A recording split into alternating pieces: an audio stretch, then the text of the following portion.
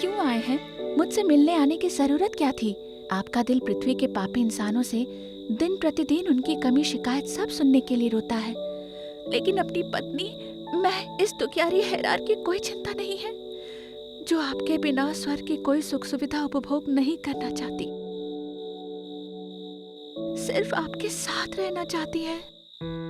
तुम मेरी प्रियतमा हो, लेकिन पृथ्वीवासियों के बारे में भी सोचना मेरा कर्तव्य है। पृथ्वी पर डेमन के अत्याचार बढ़ गए हैं। उनको पराजय करके पुनः शक्ति कायम करने के लिए मुझे जाना ही होगा।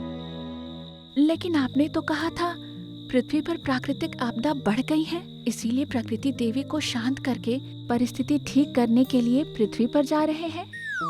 अच्छा, हाँ, ऐसा कहा था क्या? हाँ, ऐसा ही हुआ था, लेकिन पृथ्वी देवी ने अकेले ही सब संभाल लिया। अब जा रहा हूँ दानवों को दमन करने। सुना है पृथ्वी मोह मायावी है, वहाँ पर विभिन्न प्रकार के माया जाल में मानव, दानव, देवता सभी बंदी हो जाते हैं, इसीलिए बहुत फिक्र होती है देवराज जियूस। मुझे बांधने की शक्ति त्रिलोक में किसी में नहीं है, इसीलिए अपने मन की शंका को त्याग कर मुझे जाने दो हेरा।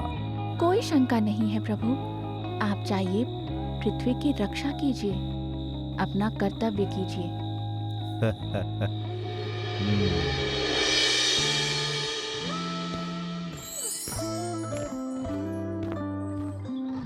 परी रानी, इसीलिए मुझे परियों की राज्य में आना इतना पसंद है। यहाँ सदा सदा बसंत रहता है।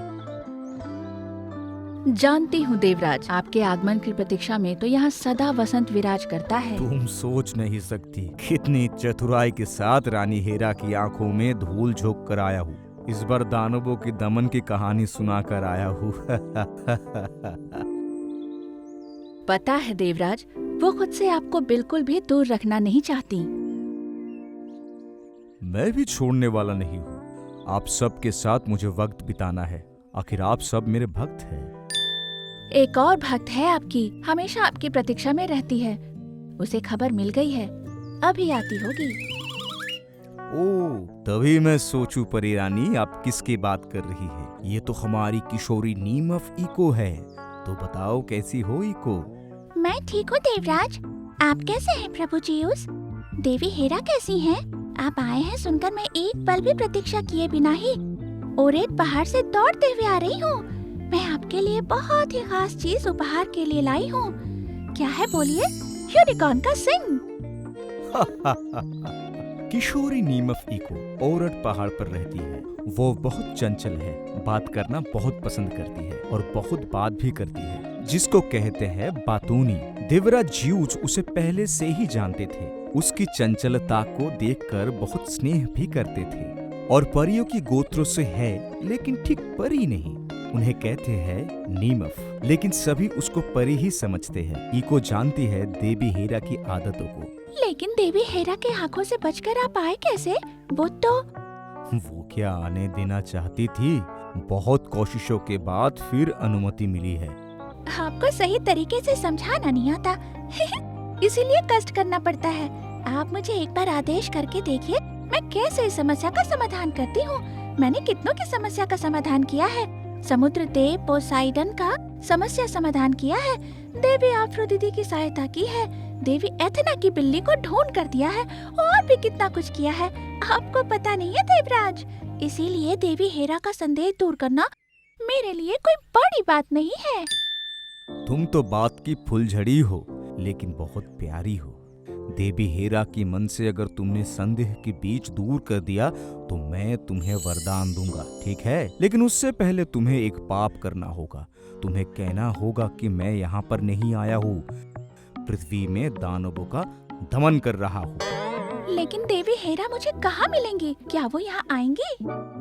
नहीं, तुमको मैं उनके वहाँ भेजूंगा। वो मुझे यहाँ ढूंढने ना आ सके, इसीलिए तुम्हें अपनी बातों की जाल में उन्हें उलझा कर रखना होगा। कर पाओगी? लेकिन वो मेरी बातों का विश्वास क्यों करेंगे? तुम मेरी ये अंगूठी ले जाओ, ये मेरी आज्ञा पत्र है। इसे देकर रानी को कहना खुद उपस्थित नहीं रहने के कारण देवराज जियूस ने मुझे अपना प्रतिनिधि बना के भेजा है, आपकी देखभाल करने के लिए।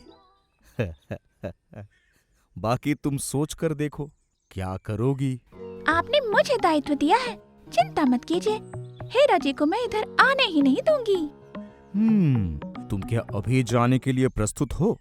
जी प्रभु, प्रस्तुत हूँ। और एक बात, तुम्हें बात करने की बहुत आदत है, नियंत्रण रखना। जो आज्ञा प्रभु। तथास्तु। देवी, क्या मैं आपके पास आ सकती हूँ? कितना सुंदर रूप है, इतना सरल, शिशु जैसा चंचल, उज्जवल आंखें जैसे कोई देव कन्या हो। कौन है ये? कौन हो तुम? मैं इको हूँ और एक पहाड़ की परी हूँ। मुझे जिउस ने भेजा है आपके पास उनका प्रतिनिधित्व करने के लिए। उनका आज्ञा पत्र। तुम तो एक छोटी सी सुंदर बालिका हो, तुम कैसे उनकी गतिविधियों के बारे में बताओगी? देवराज ने मुझे दिव्य नेत्र प्रदान किया है, जिससे मैं आपको उनकी सारी गतिविधियों के बारे में बता पाऊंगी, सब खबर दे पाऊंगी। ओहो मेरी प्यारी परी, तुम्हारी बातों पर मुझे विश्वास करने का मन हो रहा है। तुमने मेरे मन को खुशी से भर दिया है। आपकी सारी चिंता मैं दूर कर दूंगी। आज से मेरे महल में तुम मेरी बेटी की मर्यादा से रहोगी।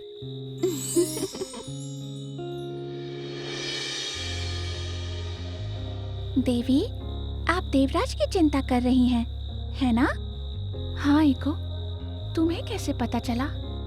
आपके चांद से सुंदर मुखड़े पर दुखों का बादल देखा, तभी समझ गई थी कि आप देवराज की चिंता कर रही हैं। रुकिए देवी, मैं अभी दिव्य नेत्र से देखकर बताती हूँ। अभी वो दानवों के देश के घने जंगलों से होकर जा रहे हैं। उनको देखकर सभी जंगली जानवर छुप जा रहे हैं। उनका सामना करने की किसी में क्षमता नहीं है। अभी वो एक सुंदर से जलाशय के सामने आ गए हैं, जहाँ फूलों का बगीचा है, फल से भरे हुए वृक्ष हैं। उनकी सेना तंबू लगा रही है। हे भगवान, अब मैं निश्चिंत हूँ, कोई भी उनको हानि नहीं पहुँचा पाया।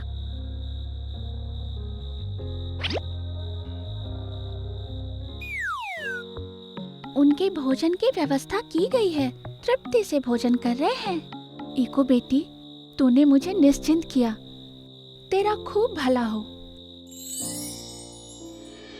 इस तरह से दिन गुजरता है। हेरा निश्चित है, कोई संदेह नहीं उसके मन में। इको की बात हृदय में एकदम पानी की तरह स्वच्छ है। संदेह उसके मन में स्पर्श नहीं कर पाती।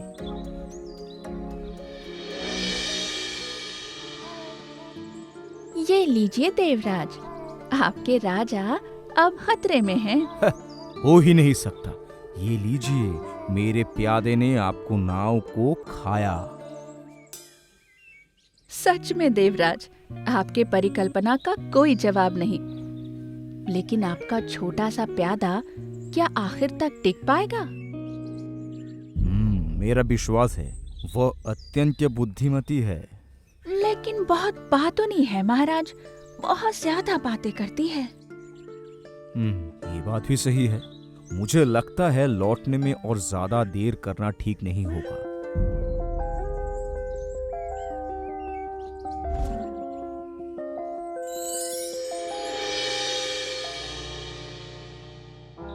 मैं और 2 दिन बाद तीसरे दिन लौट आ रहा।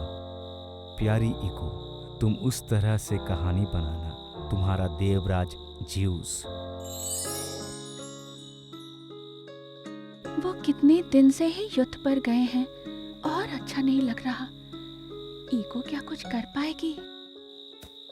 देवी हेरा, देवराज जिउस 2 दिन बाद आ रहे हैं। सच? इस बार वो बहुत जल्दी लौट रहे हैं। पता है इको, ये मैंने सोचा ही नहीं था। हाँ, उनके काम का परिमाण तो कम नहीं है। उनका अनुचारी के तहत मैंने देखा है, वो स्वर्ग, पृथ्वी, पाताल के सबकी मंगल की चेष्टा करते हैं। यहाँ तक कि टिमोन का भी मंगल करते हैं। देव, दानव, वन प्राणी, अद्भुत प्राणी, समुद्र जीव, आकाश जीव, नर, नारी, शिशु, वृद्ध, तरुण, तरुणी, देवदूत, परिकुल, सबके पास उनका अबाध ग्रहण योग्यता है। क्या कहा इको? परिकुल? एक बार फिर बोलो। इको से हो गई बहुत ही बड़ी भूल। वो एक भूल करके बैठी है। हेरा को झूठ बोलकर वो पकड़ी गई। हेरा की क्रोध जगा दी और वो घबरा कर बोली, नहीं देवी, मतलब परी नहीं, पहाड़ी कुल। झूठ बोलने की कोशिश मत करो बालिका, सच बोलो इको, मेरे क्रोध को मत जगाओ। नहीं नहीं देवी, मैं परियों की बात नहीं करना चाहती थी, वो वहाँ नहीं जाते हैं। इको, तुमने मुझे भ्रम में रखने की कोशिश की है इतने दिन, लेकिन तुम्हारी बातूनी स्वभाव ने तुम्हें पकड़वा दिया। नहीं नहीं देवी, मैं आपसे छल नहीं करना चाहती थी, विश्वास कीजिए। मैं समझ गई, जियोस कहाँ गया है, परियों के राज्य में। मुझे तुम्हें देखकर ही समझ जाना चाहिए था। उफ, मैं कितनी बेवकूफ हूँ। क्षमा कीजिए हे देवी हेरा।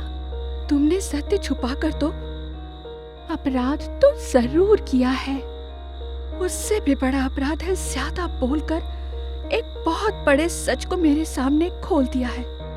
कम बात करना अच्छा है, हाँ, लेकिन जरूरत से ज्यादा बात करना इंसान को मुसीबत में डाल सकता है। अतिरिक्त बात करना एक प्रकार का अपराध है। इसी दोष से तुम अपराधी हुई। मेरी पूरी दुनिया ही तुमने हिला दी। अतिरिक्त बात ना करके यदि तुम सत्य को छुपा कर रख पाती तो तुम्हारे लिए ही अच्छा होता, लेकिन जो किया उसका उपहार अभिशाप है। नहीं देवी, नहीं नहीं नहीं, इस वक्त से तुम जो भी किसी के मुंह से सुनोगी उसका सिर्फ आखिरी शब्द दोबारा उच्चारण कर पाओगी, बाकी बात तुम नहीं कर पाओगी। जिंदगी भर तुम्हें ऐसे ही रहना होगा। क्षमा, अब मुझे ऐसे ही रहना होगा। और इसके बाद इको अभिशापित होकर पहाड़ों में लौट जाती है। वो आज भी ज्यादा बात करने के अभिशाप सर पर लेकर पहाड़ों में हमारी बोली हुई बातों की प्रतिध्वनि करती रहती है। इको की अभिशाप आज भी उसका पीछा नहीं छोड़ा है।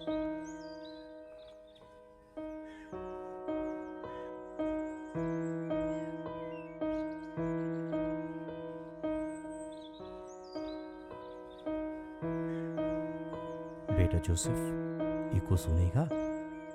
हाँ पिताजी। ये देखो, echo echo echo echo eco.